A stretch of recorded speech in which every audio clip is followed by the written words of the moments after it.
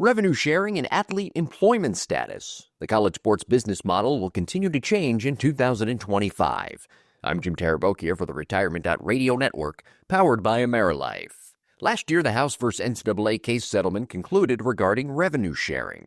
As outlined, schools will now be able to pay their student athletes, but the NCAA has garnered more power to control the name, image, and likeness marketplace. National college football writer Chris Hummer explains further. For football, I think you're going to see the most drastic changes. Athletes straight up are just going to get paid a lot more money. Schools are going to have to pay out essentially 20% of their television revenue to the student athletes every year. Following the ruling, each Division I school will now have a pool of money, a type of salary cap, and will be obligated to pay all of their student athletes. The cap will begin at around $20.5 million per school and will rise to around $30 million over the next 10 years. Additionally, players can now negotiate deals with schools, coaches, collectives, and donors before they step foot on campus. In other words, pay for play. Forbes sports business analyst Christy Dosh says that these players are entering uncharted territories. I think that athletes and their parents and agents, for those who are able to get agents, are going to have a whole new world here, because I do not think schools are going to choose to implement revenue sharing at a flat fee.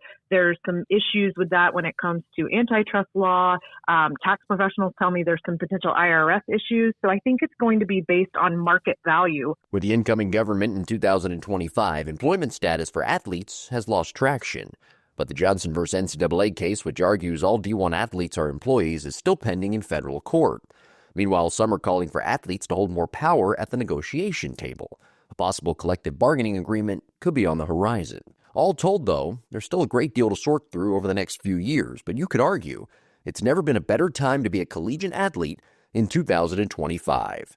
For the Retirement Radio Network, powered by AmeriLife, I'm Jim Tarabokia.